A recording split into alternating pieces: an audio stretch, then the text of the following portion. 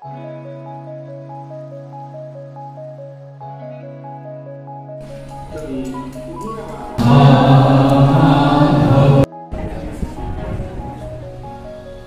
बंधुरा केमन आछो सबाई आशा करी तोमरा सबाई खूब भालो आछो। विशान क्यालकाटा यूट्यूब चैनलेर नतून भिडियोते आबार तोमादेर सबाइके स्वागत जानाई। आजकेर भिडियोटा एकटु अन्यरकम होते चलेछे, ताहले बेशी कथा ना बाड़िये भिडियोटा शुरू करा जाक। चले एलाम माधव निलयेर सामने। एइटा हलो माधव निलयेर प्रवेशेर गेटटा। एइटा दिये सोजा जे रास्ताटा चले जाच्छे एखान थेके हेঁটে প্রায় 1 মিনিটের কাছাকাছি। এটা বাদুতে অবস্থিত। এই যেখানটা লেখা আছে কল্পতরু জাগরণ সংঘ। আমরা এই রাস্তা দিয়ে এলাম, এটা সোজা যাচ্ছে মধ্যমগ্রাম চৌমাথা দিকে। হ্যাঁ, মধ্যমগ্রাম চৌমাথার থেকে অটো বা বাসে করে বাদু ফাঁড়িতে এসে নামলেই হবে। ফাঁড়ির পাশেই রয়েছে এই মাধব নিলয়। আর এইদিকে যে রাস্তাটা চলে যাচ্ছে, এই রাস্তাটা সোজা যাচ্ছে বারাসাতের দিকে। এই দিক দিয়ে সোজা গেলে বারাসাত পড়বে। মধ্যমগ্রাম স্টেশনে এসে ওখান থেকে অটো করে মধ্যমগ্রাম চৌমাথা আসবেন। সেখান থেকে বাস বা অটো করে বাদু ফাঁড়িতে নামবেন। বাদু পুলিশ ফাঁড়ির পাশেই রয়েছে মাধব নিলয়ের গেটটা। সেই গেট দিয়ে এইবার প্রবেশ করা যায়। এইটা হচ্ছে সেই রাস্তাটা। সামনে যে গেটটা আপনাদের দেখালাম সেই গেটটা দিয়ে এইবার প্রবেশ করলাম। রাস্তাটা অতটাও ভালো না, এখান দিয়ে গাড়িও প্রবেশ করে, কিন্তু একটা প্রবলেম হলো এখানে গাড়ি রাখার জায়গা এখন আর নেই। আগে যেরকম ফাঁকা মাঠ ছিল এখন সেইগুলো নেই। চলে এসেছি মাধব নিলয়ের ঠিক সামনে। ওই যে দূরে একটা গেট দেখা যাচ্ছে, ওই গেটটাই হলো মাধব নিলয়ের গেট। ওই গেটটা দিয়ে এবার প্রবেশ করব। তার আগে তোমাদের দেখিয়ে দিই, এই দেয়ালে মাধব বাবা, নীলাঞ্জন বাবা কিছু বাণী লেখা রয়েছে, যেগুলো তোমরা ভিডিওটা পজ করে দেখে নিতে পারো। এখানে অনেক বাণী লেখা রয়েছে এই সারা দেয়ালটা জুড়ে। এইবার মাধব নিলয়ের ঠিক সামনে চলে এসেছি। এই যে এখানটায় লেখা রয়েছে কল্পতরু জাগরণ সংঘ, আর ওর ঠিক উপর দিকে দেখতে পাচ্ছেন লেখা রয়েছে কল্পতরু শিক্ষা শিবির। আর এই দেয়ালটাতে নীলাঞ্জন বাবার একটা বাণী লেখা রয়েছে। আর এই যে গাছটা দেখতে পাচ্ছেন, এই গাছটা অনেকটাই পুরনো। আমি অনেক ছোটবেলার থেকে আসছি আর এই গাছটাকে মোটামুটি তখন থেকেই দেখছি। এইবার এই ভেতরে প্রবেশ করব। এই ধারে যে গেটটা রয়েছে এই গেটটা দিয়ে ভেতরে এবার প্রবেশ করব। এই ছোট যে গেটটা রয়েছে এই গেটটা দিয়ে এবার ভেতরে প্রবেশ করা যাক। এই যে এই গেটটা দিয়ে ভেতরে প্রবেশ করলাম। এবার ভেতরে প্রবেশ করে সবকিছু ঘুরিয়ে দেখাবো। এই যে এখানটায় স্টোরটা রয়েছে, এই স্টোরে মাধব বাবার বিভিন্ন বাণী লেখা বই, তাছাড়া এখানে মাধব বাবা, নীলাঞ্জন বাবার ছবি এবং কিছু ঔষধি তেল এইগুলো পাওয়া যায়, যেগুলো খুবই কার্যকারী। আর এখানে আরেকটা ব্যানার দেওয়া রয়েছে যেখানে লেখা রয়েছে পরমাসাধ্য গুরুদেব শ্রী শ্রী মাধবের শুভ আবির্ভাব তিথি উদযাপন, রথ দ্বিতীয়ায় মাধব নিলয় বাদুতে। যে স্টোরটা আপনাদের দেখালাম গেট থেকে ঢুকে ডান দিকে, ওই যে স্টোরটার সামনে এবার চলে এসেছি। এখানে দেখতে পাচ্ছেন এর ভেতরে অনেক ছবি রয়েছে, মাধব বাবা, গঙ্গা মা, নীলাঞ্জন বাবা, আর তাছাড়া অনেক বই রয়েছে। এইবার এই স্টোরটার ভেতরে প্রবেশ করে দেখাবো আরো কি কি রয়েছে। এই যে এখানটায় দেখতে পেলেন কিছু ছবি। এইখানটায় বিভিন্ন ধরনের বই রয়েছে কল্পতরু জাগরণ সঙ্গে। এখানে মাধব বাবা, নীলাঞ্জন বাবার বিভিন্ন বাণী লেখা রয়েছে। তাছাড়া এই মাধব নিলয়ের কিছু ইতিহাসও রয়েছে। আর এখানে ঔষধি রয়েছে সাদা আর ব্রাউন, এইগুলো খেলে রোগ নিরাময়ও হয়। আর এখানে তেল রয়েছে, এগুলো খুব কার্যকারী, শরীরের ব্যথা বেদনাতে খুবই কাজ দেয়। আর এই গেট থেকে ঢুকেই বাঁ দিকে দেখতে পেলাম এখানে কল্পতরু জাগরণ সঙ্গে আরেকটা স্টল রয়েছে, যেখানে এইখানে বিভিন্ন গাছ রয়েছে, সেই গাছের শিকড় দিয়ে এখানে ব্রেসলেট, হার এগুলো তৈরি করা রয়েছে, যেগুলো বিক্রি হচ্ছে। এইগুলো শরীরের পক্ষে খুব কার্যকারী। আরো এখানে কিছু বই রয়েছে, আর এখানে ছবি রয়েছে মাধব বাবা, নীলাঞ্জন বাবা, জ্যোতিকা মা এবং গঙ্গা মা। আর এখানে একটা বাণীও লেখা রয়েছে। ভিডিওতে সামনে যে মাধব নিলয় গর্ভগৃহটা দেখতে পাচ্ছেন, আমি এই গর্ভগৃহটা তৈরি হতে দেখেছি। আমি 2002 সাল থেকে এখানে আসছি, তখন এই জায়গাটা ছিল না। আগে যেখানটায় প্রোগ্রাম হতো সেই জায়গাটাও আপনাদের দেখাচ্ছি। এইটা হচ্ছে মাধব নিলয় গর্ভগৃহটা, বেশ বড় জায়গা। অনেকটাই বড়, ভেতরটা দেখুন। আর এর ভেতরে ঢুকলে একটা আলাদা শান্তি আপনি অনুভব করবেন বলাই চলে। অনুষ্ঠান উপলক্ষে এখানে পা ফেলার জায়গা থাকে না। আজকে মাধব বাবার আবির্ভাব তিথি, আপনাদের সামনে গিয়ে দেখাচ্ছি। আমি এখানে আগে এসেছি, আগে অনেকবার এসেছি। আমি তো 2002 সাল থেকে আসছি, তখন অনেক ছোট ছিলাম, তখন থেকে আসছি। আমি এখানে এলে সত্যি একটা আলাদা শান্তি অনুভব করি। সেটা কিরকম সেটা মুখে বলে বোঝানো যাবে না, যারা এখানে এসছে তারাই একমাত্র জানে। এইখানে যেই দুটো মূর্তি দেখা যাচ্ছে সেটা হলো উপরে রয়েছে গঙ্গা মা, নিচে রয়েছে মাধব বাবা। আর এইখানটায় খুব সুন্দরভাবে ফুল দিয়ে সাজানো হয়েছে। আর এখানে নীলাঞ্জন বাবার ছবি রয়েছে, আমি এনাকে জীবিত অবস্থায় দেখেছি। তিনি এখানটায় বসতেন, এই এখানটায় তার ছবিতে মালা দিয়ে অপূর্বভাবে সাজানো হয়েছে। এখন যে জায়গাটা আপনাদের দেখাতে চলেছে, এখানটায় বিভিন্ন ধরনের গাছ লাগানো রয়েছে। আগে এই জায়গাটাতেই অনুষ্ঠান হতো। আমার ঠিক বাঁ দিকে যে জায়গাটা রয়েছে, এই জায়গাটা, এই নীল রঙের যে বিল্ডিংটা আপনারা দেখতে পাচ্ছেন, ওর ঠিক সামনেই অনুষ্ঠান হতো। নীলাঞ্জন বাবা তখনও বেঁচে ছিলেন, তিনি এই জায়গাটায় বসতেন, অনুষ্ঠান হতো। এই জায়গাটা লোকারণ্য হয়ে যেত। এই জায়গাটা পুরো ভিড় থাকতো, পা ফেলার জায়গা থাকতো না এই জায়গাটা। এখন এই রাস্তাটা দিয়ে যাচ্ছি, এখন আর এই জায়গাটায় অনুষ্ঠান হয় না। এখন যা হয় মাধব নীলায় গর্ভগৃহের ভেতরেই হয়। এইটা হচ্ছে নীলাঞ্জন ছায়া, এই বিল্ডিংটার নাম। এর সামনেই আগে অনুষ্ঠানটা হতো। এখন এখানে বিভিন্ন ধরনের চাষ হয়, গাছগাছালি এখানে লাগানো রয়েছে বিভিন্ন ধরনের, প্রচুর গাছগাছালি লাগানো রয়েছে বিভিন্ন প্রজাতি, ছোট বড় মাঝারি, প্রচুর গাছ এখানে লাগানো রয়েছে। আর জায়গাটা বেশ সুন্দর। যারা যারা এখানে আসেনি একবার এসে ঘুরে যায়। আমি বলবো, আমি তোমাদের টাইমিং বলে দেবো কখন এই জায়গাটা খোলা থাকে। আমি একদম নীলাঞ্জন ছায়া বিল্ডিং এর ঠিক সামনে দাঁড়িয়ে রয়েছি। আর এই জায়গাটা দেখাচ্ছি, সেই জায়গাটাতেই আগে অনুষ্ঠান হতো। অপূর্ব লাগে আমার এই জায়গাটায় এলে, মানে আমি একটা আলাদা শান্তি অনুভব করি। আর আমার শরীরের ভেতর যে ফিলটা হয় সেটা মুখে বলে বোঝানো সম্ভব নয়। এই যে এই বিল্ডিংটার গায়ে লেখা রয়েছে নীলাঞ্জন ছায়া, আর এখানে কিছু গাছ রয়েছে। এই যে এই পুরো বিল্ডিংটা, এইখানটা ফুল দিয়ে সাজানো হয়েছে, দেখতেই পাচ্ছ। আর এই গেটটা দিয়ে মা খানিকক্ষণের মধ্যেই প্রবেশ করবেন। মা মানে দীপিকা মা, যিনি এখন সংঘ পরিচালনার দায়িত্ব রয়েছেন। এই ভেতরে 3টে ছবি রয়েছে, মাধব বাবা, গঙ্গা মা এবং নীলাঞ্জন বাবা। মা প্রবেশ করার খানিকক্ষণের মধ্যে আমরা সবাই একে একে ঘরটার ভেতর প্রবেশ করলাম। এই ঘরের ভেতর নীলাঞ্জন বাবার কিছু ছবি রয়েছে এবং বাবার ব্যবহৃত কিছু জিনিস রয়েছে। যেমন এই ফুটবলটা দেখতে পাচ্ছেন আপনারা, 1 জুন থেকে 3রা জুন 2005-এ বাবা যখন দীঘায় গেছিলেন তখন এই ফুটবলটা স্পর্শ করেছিলেন।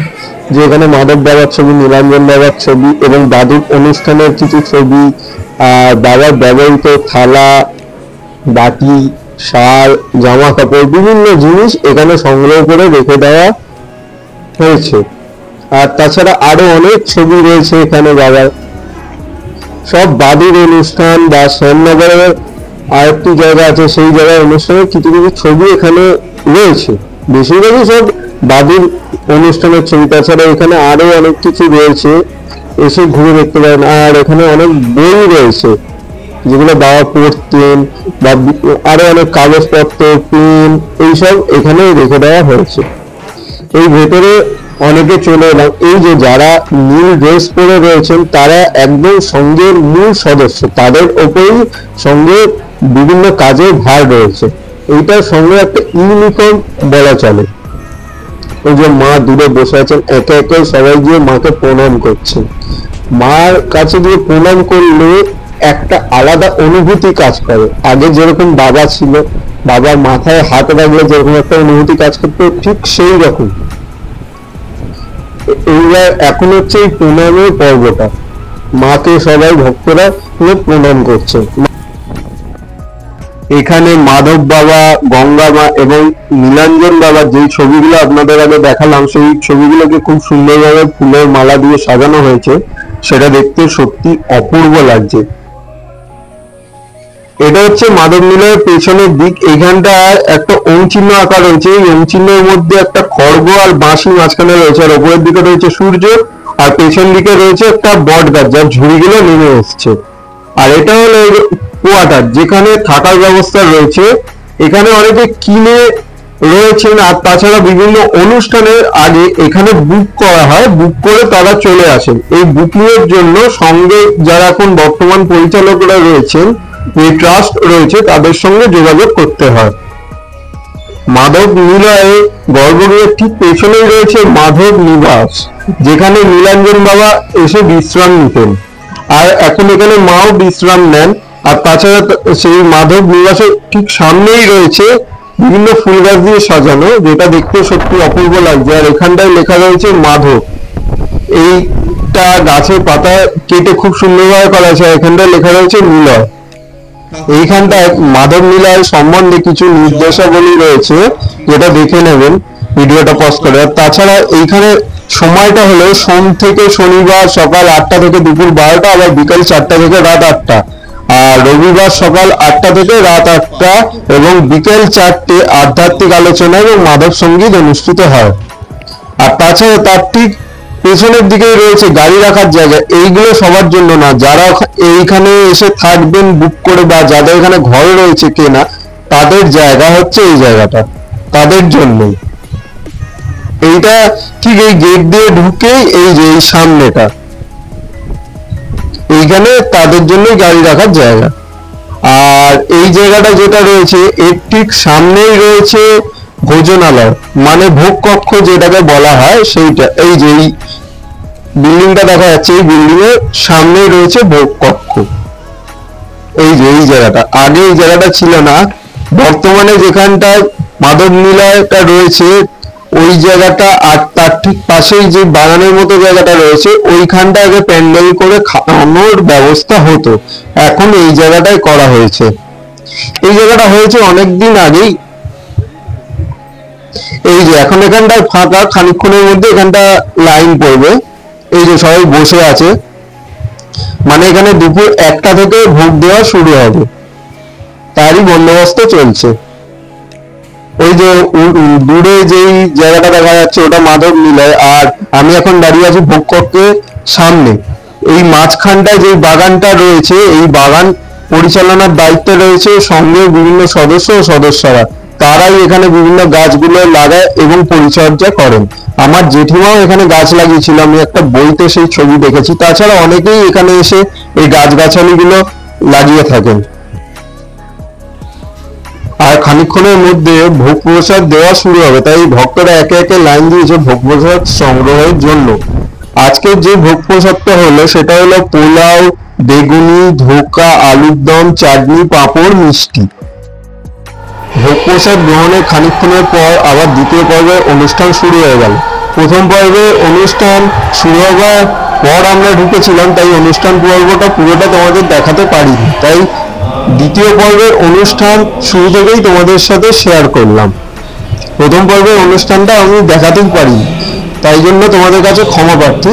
কিন্তু দ্বিতীয় পর্বের অনুষ্ঠান নীলাঞ্জন বাবার যেই কথাগুলো সেইগুলো তোমাদের সাথে শেয়ার করছি।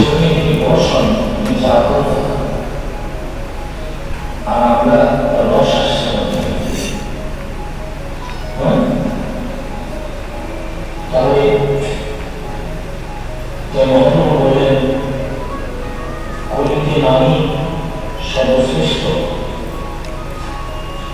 সাধন সত্যের মাধ্যমে যদি নাম করো তাহলে নামে তুমি পাবো, আর নামে কি পাবো এই কথা বলে যাবে। কেননা সত্য যদিও সর্বাবস্থায় সর্বস্থানে বিরাজমান।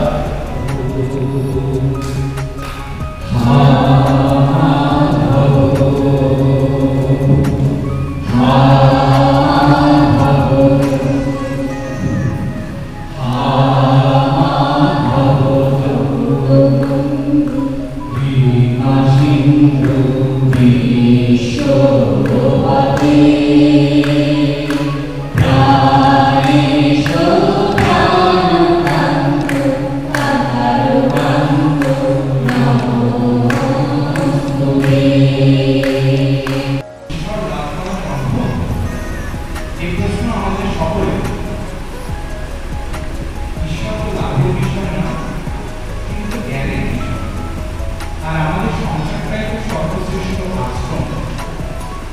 তাহলে এই আশ্রমে থেকে ঈশ্বর জ্ঞানে যাওয়া যাবে না কেন?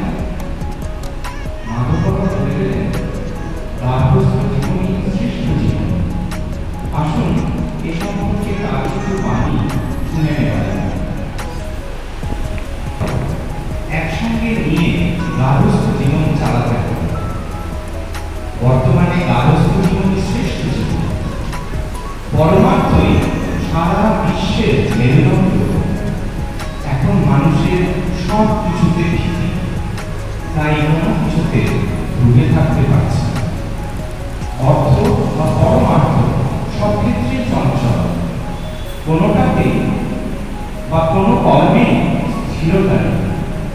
সংসারে কারোর সাথে কারোর মনের মিল নেই, কিন্তু সংসার করছে, তাই ভয়ে সবার সাথে মিশে আছে। বর্তমানে ভগবান এলে তাকেও এভাবে মিথ্যা সত্যের অভিনয় নিয়ে চঞ্চল রতি নিয়ে থাকতে হবে। চঞ্চল রতি নিয়েও কামিনী কাঞ্চনে ডুবে থেকেও পরমার্থ যে সব কিছু মেরুদণ্ড, তাতে মনস্থিত রেখে সংসারে চলে। গাছের পরিচয় যেমন ফল, তেমন তোমার পরিচয় তোমার জীবন। ফলের জন্যই যেমন সবাই গাছকে ভালোবাসে, তেমন সুষ্ঠু জীবনই সবাই ভালোবাসে।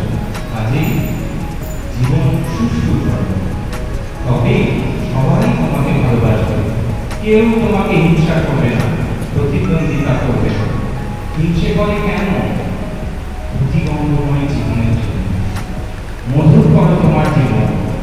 এই কথা শুধু কানে শুনলে চলবে না, কাজে করতে হবে, তবেই জীবন মধুময় হবে। ভিডিওটা কেমন লাগলো অবশ্যই কমেন্ট বক্সে কমেন্ট করে জানিও। যারা এখনও আমাদের চ্যানেলটা সাবস্ক্রাইব করনি তারা অবশ্যই চ্যানেলটাকে সাবস্ক্রাইব করে বেল আইকনটা প্রেস করে দিও, তাহলে পরবর্তী ভিডিওর নোটিফিকেশান তোমাদের কাছে চলে যাবে।